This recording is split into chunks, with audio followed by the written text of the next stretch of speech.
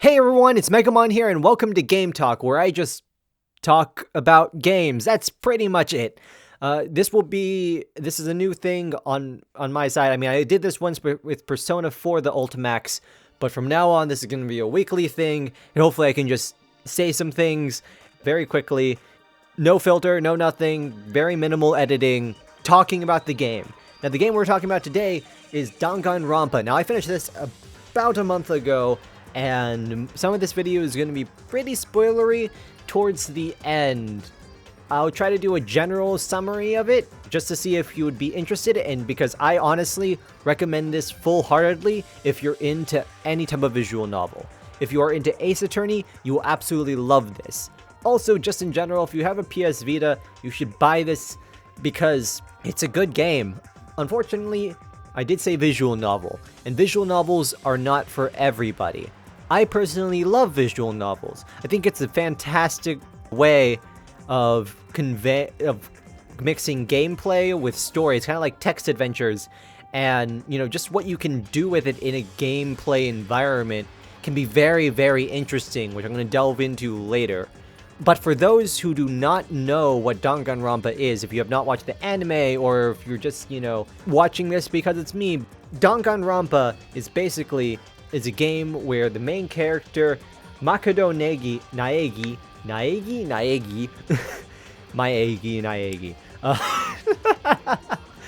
see, don't know what I'm doing. Makoto Naegi is basically at this school for gifted students with ultimates that basically have these unbelievable talents, which are basically superpowers, although they're just subtle enough to not be superpowers. Some of them are incredible athletes, some of them are incredible singers, some of them are just really good writers, stuff that is superhuman, but, just enough that it could be almost possible, which I find very cool. But basically, once he goes to this Hope's Peak Academy, despite out of a random drawing, he gets trapped in this school where this character called Monokuma says, "Hey guys, you're trapped in here, and the only way to get out is to kill each other without getting seen." Now, if that plot interests you at all, go and buy it, because from now on, it's just going to be spoilers. I will say that the story goes in a lot of twists that I would not expect. Some of them a little bit more, exciting than anything else. But yeah, some of them are it's very well written. So, moving on from that, Danganronpa, fucking amazing. Fucking love this game. It's so good. It's so good. The biggest thing about this game that I liked the most is the characters. Now, some of the characters don't get as much development. Firstly, I'll be talking about Leon. He's the first one that dies. He does not have a lot of character, and personally, I wouldn't have wanted him to stay alive that long anyways. He is the first one to die, which I find his origins very interesting, where they're like, you know what, we don't want to have to do this again. They just got sick of his character. The same thing with Sakura. That was interesting. Sayaka, not Sakura. Sakura, no, Sakura doesn't go away until much later. But I found the characters very likable. In a visual novel, characters should be very likable. Luckily, all of these characters are, at least from the start. You might not like all of them immediately because, just for the panic and framework of it, you might not like them. But maybe just for me personally, but the art style is just striking. Whenever I look at the character designs, there's just this very specific pop to them. And I think it's the eyes, but I'm not exactly sure. But obviously the art style was supposed to pop because this is a weird blend of 2.5D, just a very memorable design that translates perfectly from the PSP to the Vita with this HD quote unquote, because the Vita is not it's like sub HD or something. But yeah, it's very striking. And all the character designs I find are this perfect blend of this very anime style, but just enough, of being normal, because Kirigiri has very pink hair, which is obviously not normal, and Sakura is big and muscular and all that other stuff, but most of them just distinct enough, which I always find would be a very difficult thing to do. In character designs, I'm always making normal characters, but to make something very extravagant and memorable, but without it being, you know, the same as everyone else, which is just the art style in general. Even from the beta footage, I think that whoever did the art, I don't know who did the art, but whoever did the art, it's fantastic. Besides that, Danganronpa's story, from the first death to the last death, I found just incredibly intriguing. The first class trial, which I'll get into the gameplay of the class trial, but the first class trial, I wish the series, it got a lot darker from there, because Leon's death in that was just insane. I loved the way that was animated. I loved how brutal it was, but none of them else are like that. Like for Mondo is very, I don't know, comedic, but I would rather them have been a very dark, heavy tone, because the class trial is kind of a mix of dark and comedy, and the beginning parts of each thing is kind of lighthearted, which I found this game had a very nice balance of. Some people might disagree and say that it's too lighthearted at times, or too dark. I found it had a very perfect balance. During the free time, you feel, you know, their panic, and they always mention the situation, or at least somewhat the situation, and they understand the fact that they're trapped in there, but they're still just trying to have fun. And in that light, I find the characters a lot more charming, but, you know, they're not always funny. You know, they have this occasional sly comment. They always take the situation seriously, very seriously. And I think that's what makes these characters very nice, is that they're written very realistically despite their very extreme personalities. I just love that. But I think some of the deaths could have been improved on. I really dislike that. Speaking of the final deaths, I didn't even get around to the class trials, which fucking amazing. I love the fact that they did this. Unlike the Ace Attorney trials where it's just, you know, basic puzzle solving, they actually have the panic of trying to solve these logic problems into gameplay. It's called Trigger Happy Havoc, and for a good reason, because you're going to be like shooting words out of their mouths and stuff like that. Occasionally you get bored of just reading text and walking around the school environment and stuff.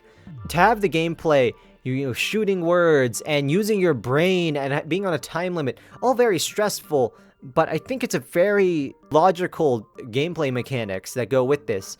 I like Hangman's Gambit. That was pretty fun, you know, just like trying to figure out what that word is with the given letters. I found the panic talk actions. Is it panic talk actions? That might be just from the second game. They might have changed that. I like that gameplay mechanic because it really, it just made sense. You know, all these gameplay stuff also kind of alleviates some of the tension in some aspects, but I just really like them. The class trials weren't too long. Some of them went on longer than others, obviously. I think I think it was the third one that I felt like lasted the longest. I don't remember which one lasted the longest. It might have been just the final one, but I expected that. But I felt like the third one, that might have been the one that dragged on the most for me. Even just examining the environments, that felt kind of slow, and I didn't even particularly like the twist at the end with Celestia. I didn't like that. As much, although it was a good twist. I just, you know, I'm like, oh, Celestia, you're a good character, I like your design, you're very cool. But yeah, I don't know, I love the gameplay in the game. Although I do also wish there were romance options. I love in visual novels, if you have an option with several different characters, let me have romance options. Oh, speaking of romance, oh goddamn, if you haven't turned back, this is the fact to turn back now, because this is a major plot point, and I would not like you to get this ruined, so at least skip ahead until I stop talking about Chihiro. Oh no, I never know how to feel. Sakura's a girl, Chihiro's a guy, god damn it. Oh man, Chihiro, why did they do that to me? What I find interesting about it, though, is that with Chihiro's backstory, because if you guys didn't, or if you don't remember, Chihiro's backstory is basically, Chihiro was a guy that got bullied so much for not being, a strong man, so he dressed up like a girl. I find that very interesting. Mainly kind of dumb. But, you know, I really wonder if, you know, that was part of the sexuality part of it, because in Danganronpa 2, they clearly have LGBTQ plus characters, and so I wonder if Chihiro specifically was meant to be transgendered. I don't know, though. I found Chihiro's character very interesting, but also so heart-wrenching for me. God damn it. God damn it, Chihiro's death was the worst. Chihiro doesn't help that I was like, okay, cool. I'm gonna hang out with Chihiro because she's cute and shy. I'm gonna go towards that character since I do that in most games. Nope, it's a guy. I don't know how to feel anymore.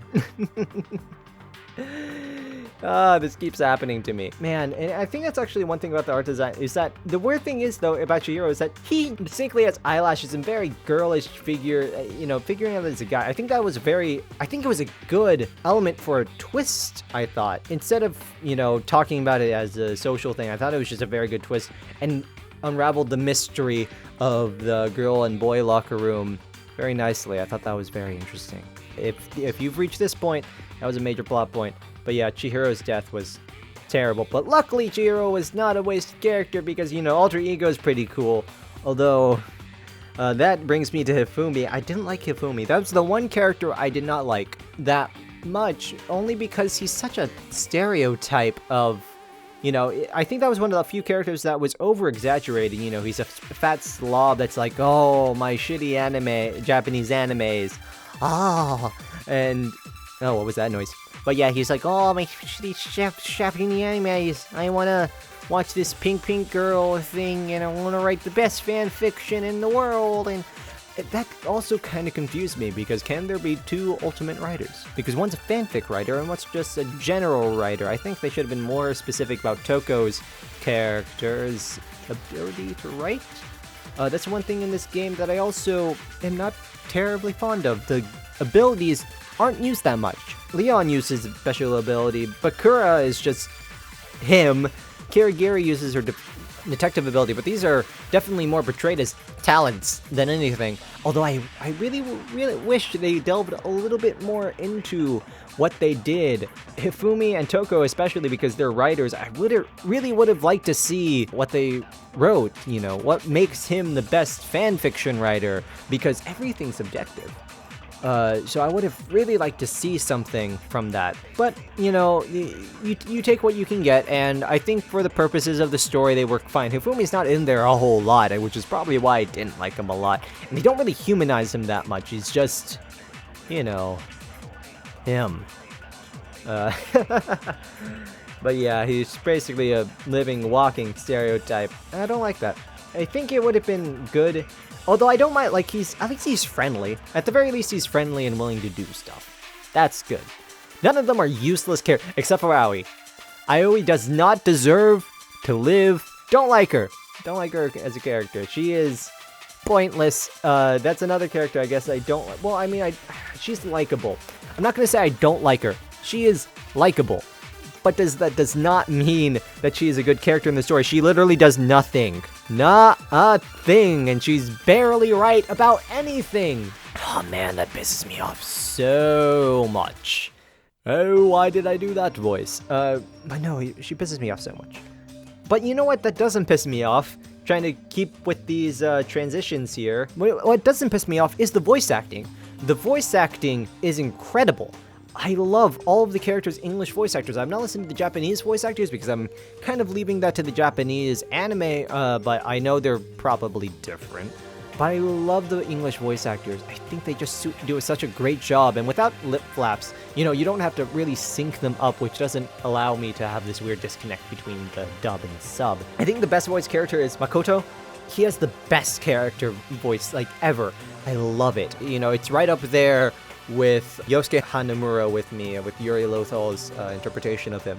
I absolutely love the voice, and it got me through the game. And I think it made me like the characters a lot more. I just liked their voices a lot. They sounded very natural, and some of them warmed up a little bit towards the end. Bakuya, he ended up I felt his delivery was a little dry at the beginning, but I really appreciated, maybe it was on purpose, but I really appreciate, it sounded like he opened up more, and we definitely saw him more, but he started sounding more natural. Some of his lines sounded a little bit like he kind of stopped at the sentence, but that's fine. Every once in a while, it's a very long game, and I understand for voice acting purposes, I couldn't do something like that.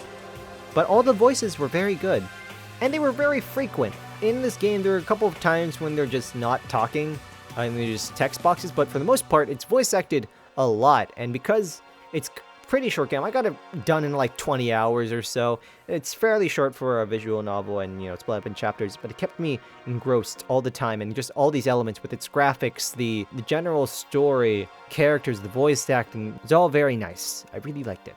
I did not talk about the spoilers that much. Apparently, I was just, you know, I don't know. Tell me if this was spoiler heavy. It did cover some plot points. So yeah, that's my game talk on Danganronpa. I haven't played it in a while, so maybe this wasn't as, you know, amazing as I might have thought it might be. But those are my thoughts of it. I think it's just a really good game. I think anyone, if you've watched the anime, pick it up for the PS Vita if you have one. It's a very nice game. It's only 20 hours long and it's a lot slower paced than an anime. Even if you know the plot points, I think the dialogue alone will keep you engrossed in the content of the game. So yeah, so I guess that's everything I have to say about the game. Hopefully, I covered everything, because, you know, with anime talk and stuff, I always lose points, and with my ADD, I'm always going off in different directions. Anyways, guys, see you guys later.